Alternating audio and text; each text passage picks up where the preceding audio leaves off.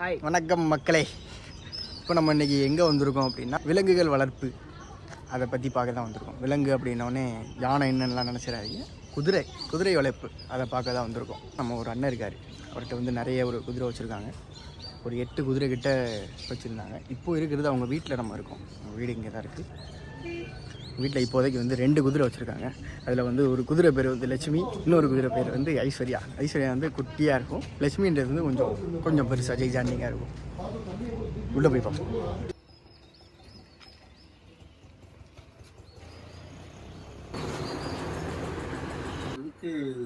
இப்போ 5 to 6 sir.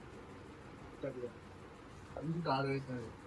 எங்களுக்கு ஃபுட்டெல்லாம் கோதுமை தவிடு, கோதுமை, சோளம் நாற்று, இப்போ இந்த மாதிரி பீட்ரூட்டு, கேரட். நம்ம வீட்டில் ஒரு சின்ன பிள்ளை வளர்க்குற மாதிரி தான் வளர்க்குறோம். நான் வாங்கி இப்போ கிட்டத்தட்ட ஒரு 2.5 வருஷம் 3 வருஷம் ஆச்சு. இது வரைக்கும் வந்து எனக்குள்ள யார்த்தையும் வந்து ஒரு கோபமாக அக்ரெசிவாக நடந்ததே இல்லை. இந்த மாதிரி கடிக்கிறதோ உதைக்கிறதோ இந்த மாதிரி எதுவுமேலாம் இல்லை. வீட்டுக்குள்ளே வந்து எங்கள் வீட்டுக்குள்ளே வந்து ஒரு பெட் அனிமல் மாதிரி தான் அப்படியே உள்ளே வந்து போகும். நம்ம ஃபார்மில் பார்த்தோம்னா மொத்தம் வந்து ஒரு 8 குதிரை வச்சுக்கணும். ரைடிங் ஸ்கூல் பண்ணுறதுக்காண்டியும் ஸ்போர்ட்ஸ் பண்ணுறதுக்காண்டியும் ஃபங்க்ஷனுக்கு எல்லாம் பண்ணுறதுக்காண்டி ஒரு எடுத்து அதை எதிர்பார்த்த அளவில் வந்து ஒரு நம்மளால் பண்ண முடியல. லேபர் பிரச்சனை இந்த மாதிரி வந்து பெருசு பிரச்சனைகளால பண்ண முடியல. இப்போ நிறைய பார்க்குறீங்க யூடியூப்ல குதிரை விற்கிறோன்றாங்கல்ல. சொல்லக்கூடாது, இன்னும் சொல்லுவோம். பூராமே கேட்டீங்கன்னா பொய். குதிரை ஆசையில வாங்குறாங்கல்ல, விவரம் தெரியாமல் வாங்குறாங்க. அவங்கள்ட்ட பொய்ய சொல்லி விற்கிது.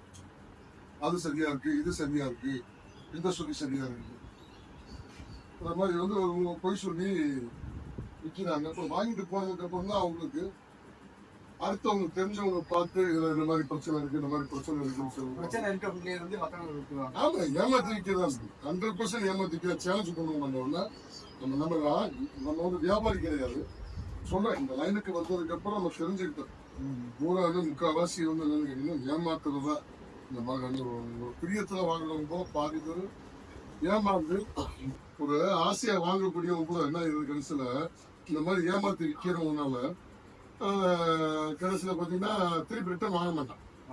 அவங்கள்ட்ட என்ன பண்ணுவான், அவங்க என்ன ரேட்டு கொடுத்தாரோ பாதியை வாங்கி திருப்பி இன்னொருத்தர் ஏமாத்துறது. இந்த மாதிரி தான் வந்து ஓடிட்டு இருக்கிற அளவில் நம்ம வந்து குதிரையில வந்து ஏன்ற இருக்கிற குதிரையில பார்த்தீங்கன்னா தப்பு சொல்லி தான். அதாவது இந்த சுழி இருந்தா ஆகாது, அந்த சுழி இருந்தா ஆகாது, கண்டா சுழி இருந்தா ஆகாது, பாம்பு சுழி இருந்தா ஆகாதுன்னு சொல்லுவாங்க. நம்ம அந்த சுழி தான் பார்க்கறது. நம்மகிட்ட இருந்ததுலாம் விலங்கு சுழி இருந்துச்சு, எல்லாமே தான் சொல்லி.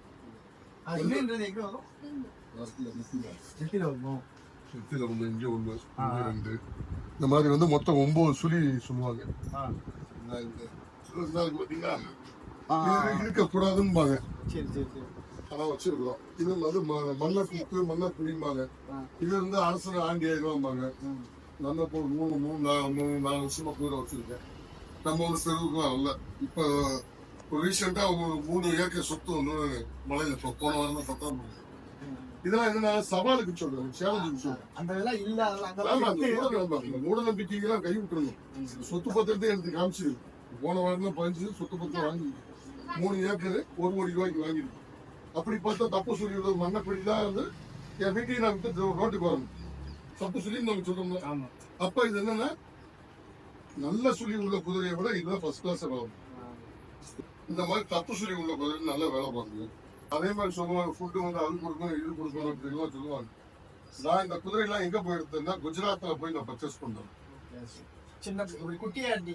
இல்ல ஒரு 3 வயசு நட்டு வந்தேன். இப்போ 6 வயசு 5 வயசு ஆகுது. இது 2வது ஃபர்ஸ்ட் குட்டி. ஆமா, இதோட 2வது குட்டி.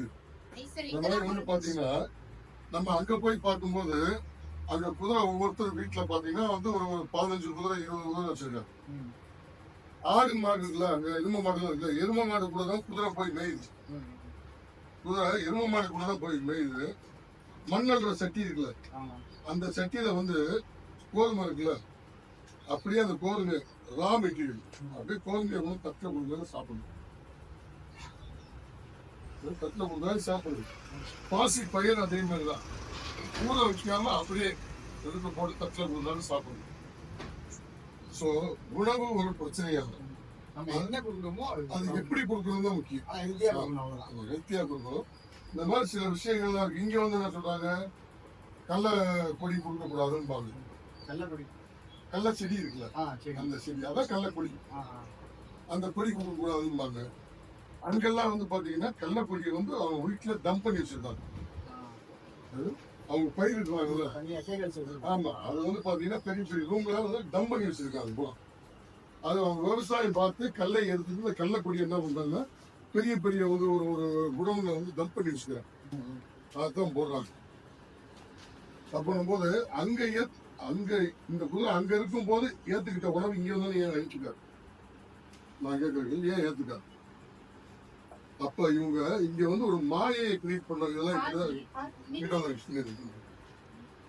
ஏன்னா இவங்க ஒரு மாயையை ஏற்படுத்துறாங்க. குதிரையை பொறுத்த வரைக்கும் இங்க வந்து போரை இல்ல, ஒரு மாயையை ஏற்படுத்துறாங்க, ஒரு ஏமாத்து வேலையை ஏற்படுத்துறாங்க. மக்கள்கிட்ட வந்து என்னன்னா உண்மையை சொல்றது கிடையாது. சில ஃபுட்டு கொடுக்க கூடாது இருக்கு, அது கொடுக்க கூடாதான். ஏன்னா வயிறு வலி வரும். குதிரைக்கு மட்டும் என்னன்னா வயிறு வலி வந்துச்சுன்னா மிகவும் ஒரு டேஞ்சர். ஏன்னா வயிறு வலியை வந்து குதிரை வந்து தாங்க முடியாது. அதனால வந்து நிறைய குதிரைகள் இறந்தது, வயிற்று வலி வந்துச்சுன்னா இறந்தது. ஸோ அந்த மாதிரி ஒரு பிரச்சனை இருக்குன்னா குதிரைக்கு இருக்கிற வயிறு நமக்கு இருக்கிற மாதிரி, மாட்டுக்கு இருக்கிற மாதிரி இல்லை. மாட்டுக்கு பார்த்தீங்கன்னா சாப்பிட்டுட்டு அதுக்கப்புறம் என்ன பண்ண, ஆடு மாடெல்லாம் வந்து இப்போ ஓரமாக உட்காந்து அந்த சாப்பிட்ட பையில வந்து திருப்பி எடுத்து செமிச்சு போடணும். இப்போ அந்த மாதிரி குதிரைக்கு அந்த மாதிரி கிடையாது, நமக்கு இருக்கிற மாதிரி. அதனால இந்த விஷயங்களை பொறுத்த வரைக்கும் என்னன்னா, நம்ம குதிரையை வந்து எந்த அளவுக்கு கேர்டேக் பண்ணி வளர்க்குறோமோ அந்த அளவுக்கு நல்லா இருக்கும். நம்ம குதிரையில வந்து கேட்டீங்கன்னா வளர்க்குறோம், இது வந்து இது பெர்ஃபார்மன்ஸ் இருக்கணும், ஏர் பெர்ஃபார்மன்ஸ் இருக்கணும், ஐ பெர்ஃபார்மன்ஸ் இருக்கணும் அப்படிலாம் இல்லை. அது அது தாய்க்கு இருந்து வெளியே வந்த குட்டி அதனுடைய ஸ்டேட்டஸ் தான், இதனுடைய ஸ்டேட்டஸ் அவ்வளோதான். இது வந்து நம்ம என்ன அப்படி இருக்கணும், இது இருக்கணும், காலி கொடுக்கணும், வாலி கொடுக்கணும், சுரி கொடுக்கணும். நம்ம வீட்டுல பிள்ளை சுரி சரிங்கெல்லாம் தூக்கி வெளியே போட்டுருமா, குப்பையில போடணுமா? நீங்க சும்மா ஒரு மார்க்கெட் கிரியேட் பண்ணணும் அப்படின்றக்காண்டி பண்றாங்க, ஒண்ணுமே கிடையாது. இந்த கீழே இந்த இதெல்லாம் அடிப்பாங்க, லார் அடிப்பாங்க. இப்ப நம்ம லார் அடிக்கல, ஏன்னா அந்த குட்டியோடுங்க இருக்குல்ல, லாரை போட்டா மிதிச்சா குட்டிக்கு கொஞ்சம் டேமேஜ் ஆகும், வலிக்கும் அப்படின்றக்காண்டி நம்ம லார் அடிக்காம வச்சுருக்கோம். அதெல்லாம் எத்தனை ஒரு மந்த் கணக்கில் அடிப்பாங்க? 45 நாளைக்கு ஒரு போய் படிக்கணும். மாற்றி ஆமா, 45 நாளைக்கு ஒரு போய் படிக்கணும். ஏன்னா குழம்பு 45 நாளைக்கு விட்டு ஓரளவுக்கு வளர்ந்துடும். அப்போ ஆட்டோமேட்டிக்கா அந்த லாடவே லூஸ் ஆகிடும். உங்களுக்கு அந்த நகை வெளியும் போது வளர்ந்துடும். ஆமா, நகை வெளியும் வளரும் போது அது ஆட்டோமேட்டிக்கா விழுந்துடும்.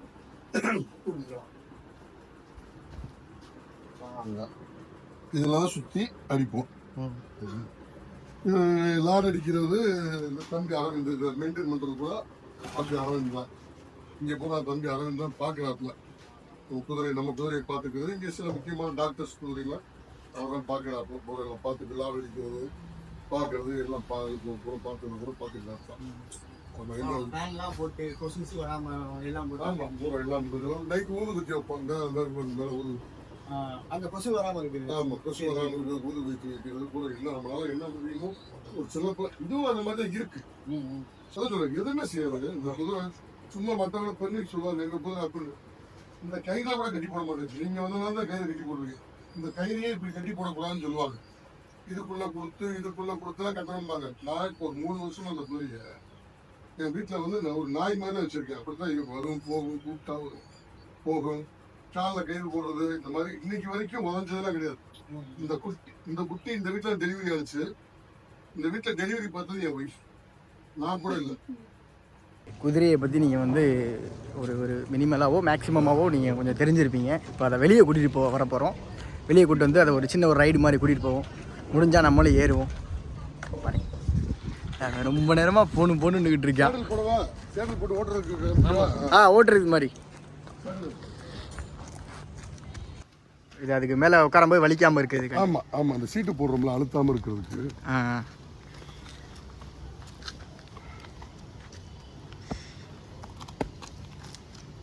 லெச்சு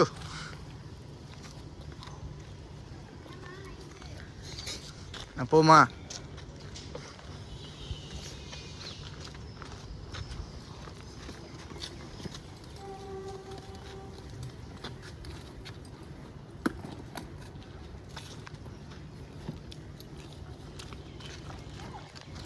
சேடல் ஃபேர் வந்து கவுபாய் ஷர்ட்னு சொல்லுவாங்க. ம் இது அதிகமாக வந்து ரொம்ப லாங் டிரைவ் போகிறோம் பார்த்தீங்களா, அதுக்கு யூஸ் பண்ணுறது இது. ம் ஃபாரினர் ரொம்ப அதை யூஸ் பண்ணுவாங்க அது.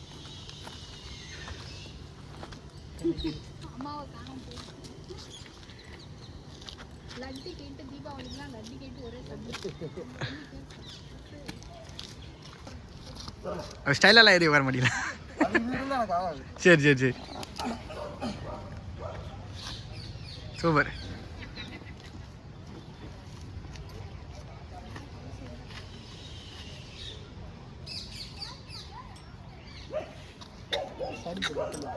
ரைடு போகும்போது மட்டும் இந்த பெல்ட் இந்த மாதிரி வாக்கிங் கூட்டிட்டு போக மாதிரி இது.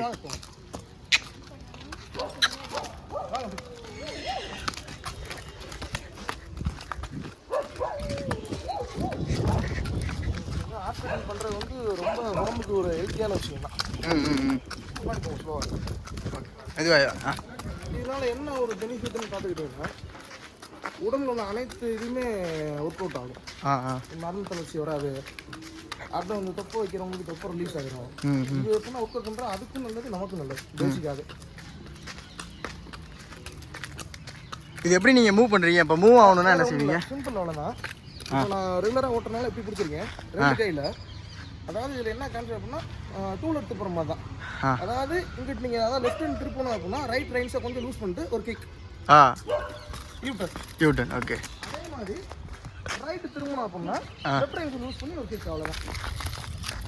Okay okay. ஸ்டாப் பண்ணுறதுக்கு என்ன பண்ணுவீங்க? மெதுவாக இழுத்து நிப்பாட்டிடலாம். இப்படி லைட்டாக ரெண்டு சைடும் இப்படி எடுத்தீங்கன்னா நின்றோம். இதில் எப்படின்னா இதோடைய முனையில் பேசினா பாஸ் அப்படின்னா பாஸ்னா நிற்கிறது. ஹால்ட். ஓகே. மூவ் பண்ணுறதுக்கு மூவ் பண்ணுறது சல்.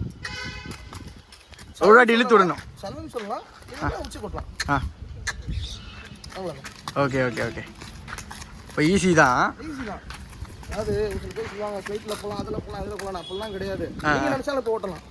காரணம் உங்களுக்கு பயம் இருக்கக்கூடாது, ஆர்வம் இருந்தால் ஓகே 1 ஹவரில் நீங்கள் ஓட்டி கற்றுக்கலாம். பெரிய விஷயமே கிடையாது கூட ஓட்டுறது. அதாவது இப்போ நீங்கள் ஏறி உட்காருங்க அப்படின்னா இந்த கயிறு பிடிக்கிறீங்க பார்த்தீங்களா, இதுலேயே வந்து அது உங்களை தெரிஞ்சுக்கிறோம். அதாவது நீங்கள் ஏற்கனவே ஓட்டுன அனுபவம் உள்ளவரா இல்லை புதுசாக இருந்தீங்கன்னா இதில் தான் வந்து உங்களை பயன்படுத்தும். அதில் இதை பொறுத்தளவு பயப்படக்கூடாது. Okay okay. அதாவது இதுக்கு பயப்படாமல் இருந்தீங்க அப்படின்னா அது உங்களுக்கு அடிக்குமா, பயங்க நீங்கள் அதுக்கு அடிக்குமா, அவ்வளோதான் வித்தியாசம்.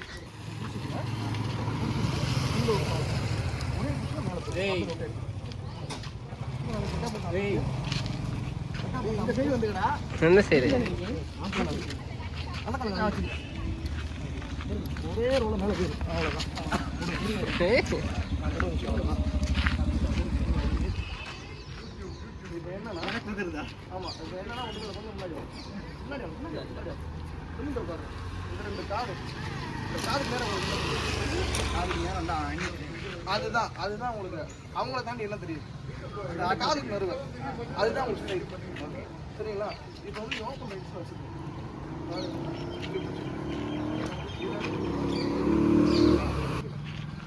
பிடிச்சிக்கிறீங்க கொஞ்சம் லூஸு ரைட்.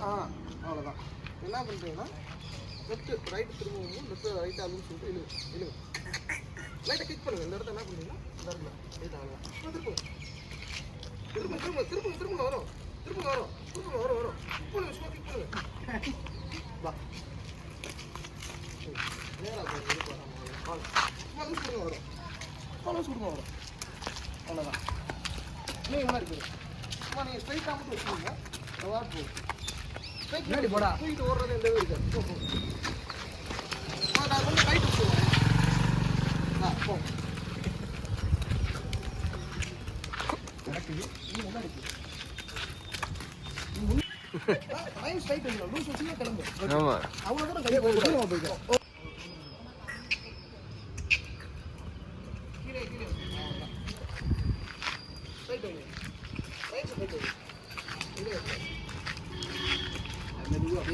அவ்வளோதான். இது உங்களுக்கு பயம் இருக்கா? அந்த அளவுக்கு பயம் இல்லை இவ்வளோதான். ஆனால் இது என்னன்னா பயம் இருக்கக்கூடாது, ஆர்வம் இருந்துச்சு அப்படின்னா ஒன்றா இதை நீங்களே ஏறுறீங்க. என்ன பண்ணு சார், ஒன்றுமே பண்ணலை. நிமிந்து மட்டும் நீங்கள் பார்த்துக்கலாம்.